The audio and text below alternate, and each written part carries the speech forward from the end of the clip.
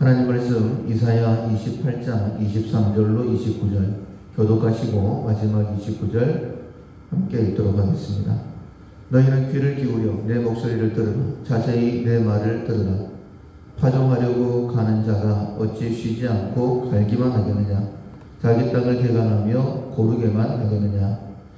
지면을 이미 평평하게 하였으면 소회양을 뿌리며 대회양을 뿌리며 소맥을 줄줄이 심으며 대맥을 정한 곳에 심으며 귀리를 그 가에 심지 아니하겠느냐. 이는 그의 하나님이 그에게 적당한 방법을 보이사 가르치셨음이며 소회양은 도리깨로 떨지 아니하며 대회양은 수레바퀴를 굴리지 아니하고 소회양은 작대기로 떨고 대회양은 막대기로 떨며 곡식은 부수는가 아니라 늘 떨기만 하지 아니하고 그것에 수레바퀴를 굴리고 그것을 말굽으로 밟게 할지라도 부수지는 아니하나니 이도 만군의 여호와께로부터 난 것이라. 그의 경영은 기묘하며 지혜는 광대하니라. 아멘. 배운 대로 농사 짓는다 라는 제목으로 함께 은혜 말씀을 나누겠습니다.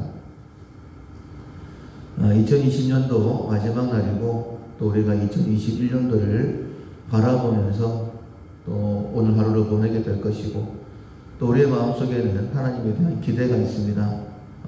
더 좋은 것을 예비하시고 나의 발걸음을 인도하실 것이다.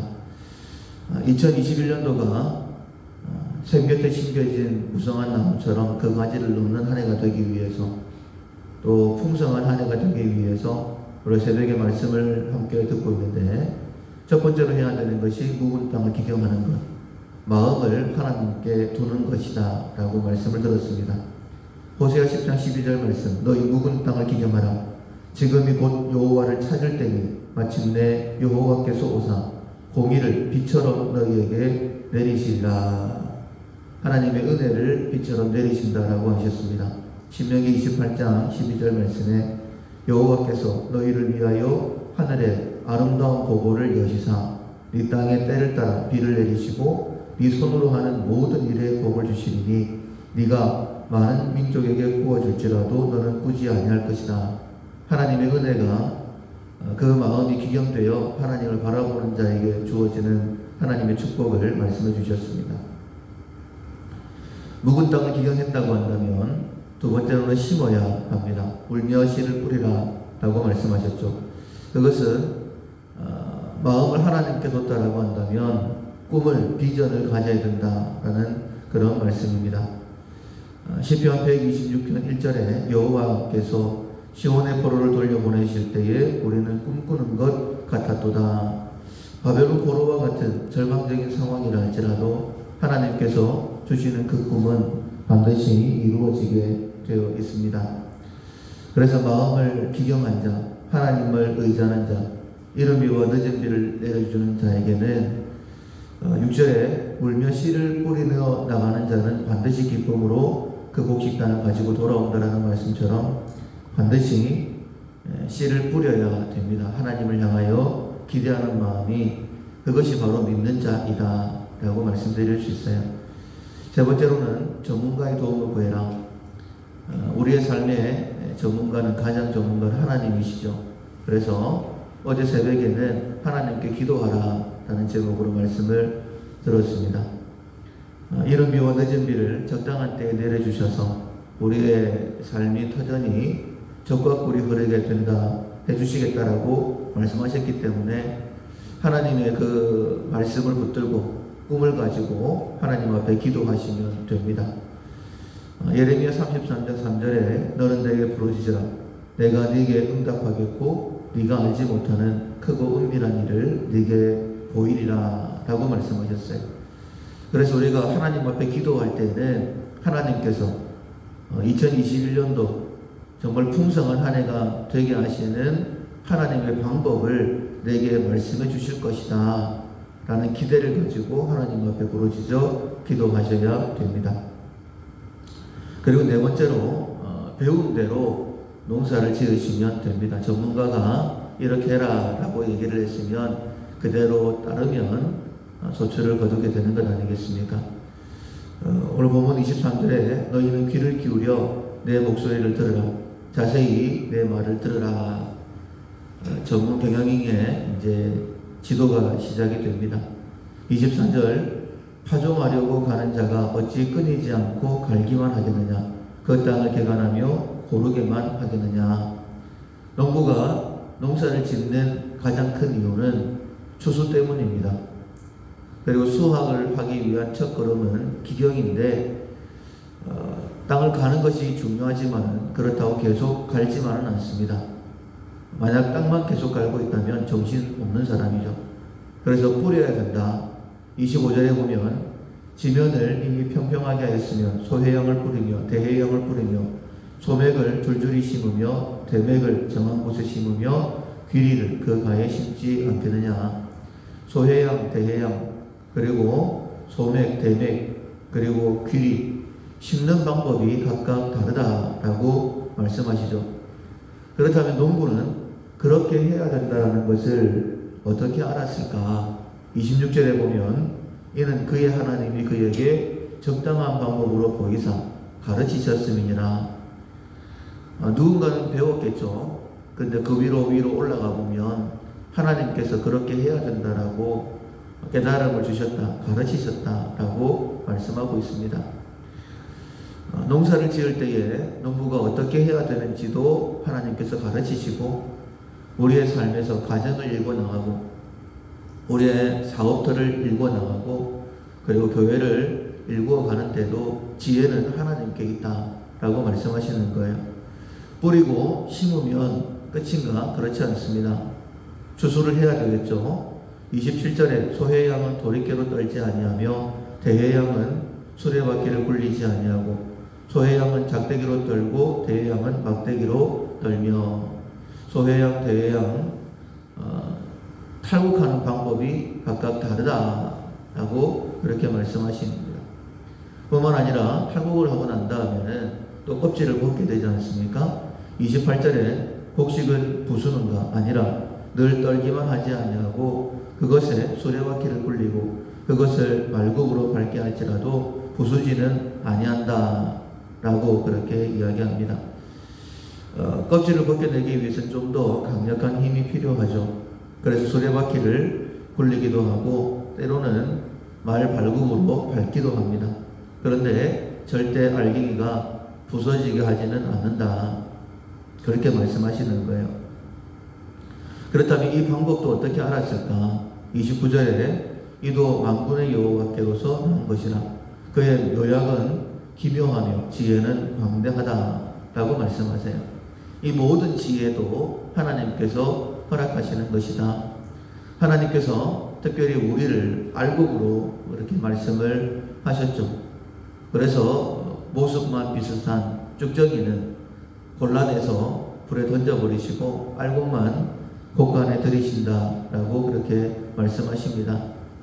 하나님께서 우리의 삶을 그렇게 대하시는 것처럼 우리에게도 2021년도 나에게 허락하시니 하루하루 어떻게 살아야지만이 풍성한 결실을 맺고 우리도 기쁘고 하나님께서도 기뻐하시는 그러한 삶을 살게 하시느냐. 모든 지혜는 하나님께 있다라고 말씀하시는 거예요.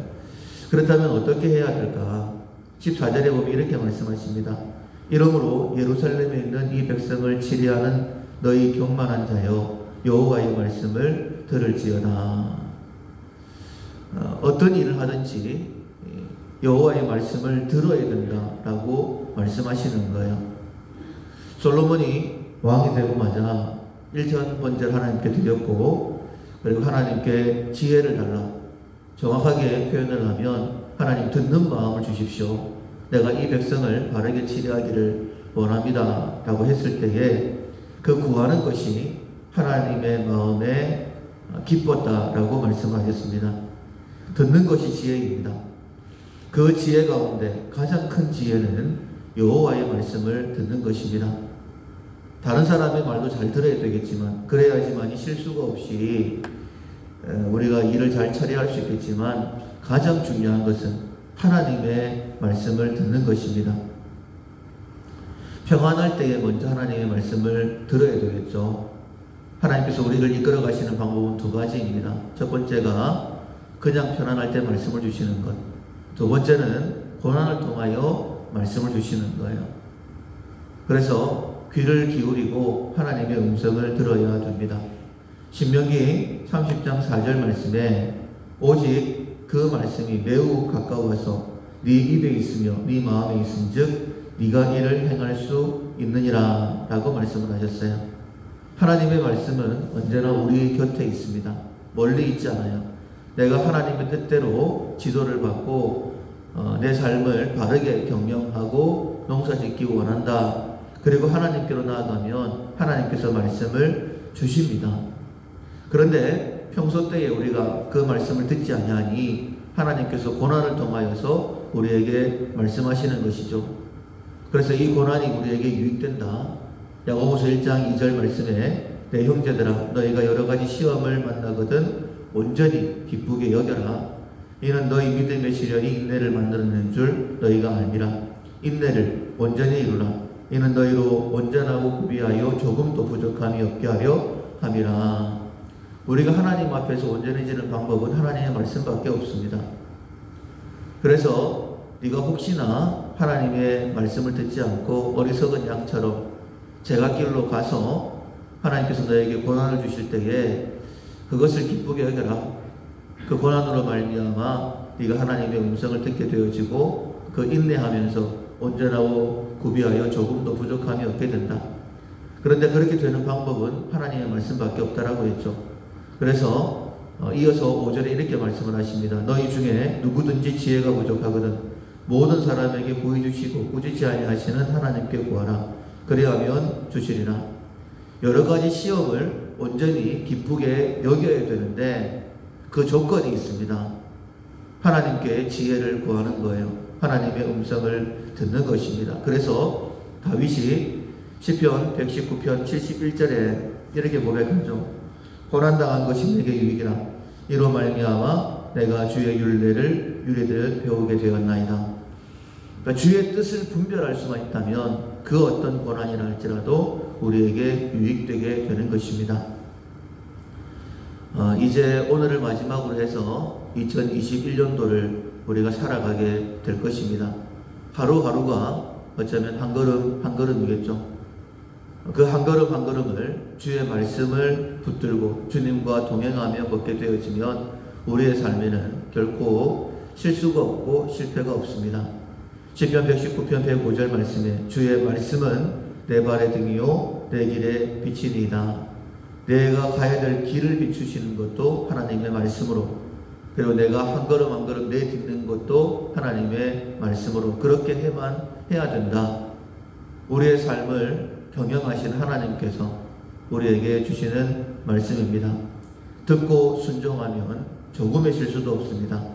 2021년 하나님께서 예배하신 좋은 것들을 다 누릴 수 있습니다. 우리의 삶에 하나님이 기뻐하시는 좋은 열매를 풍성하게 맺을 수 있습니다. 우리가 말씀에 순종함으로 인하여 거두는 시기가 되었을 때에 우리에게도 그리고 하나님께도 큰 기쁨을 올려드릴 수 있는 우리 모두가 될 수 있기를 주님의 이름으로 축원합니다. 아멘. 말씀을 기억합니다.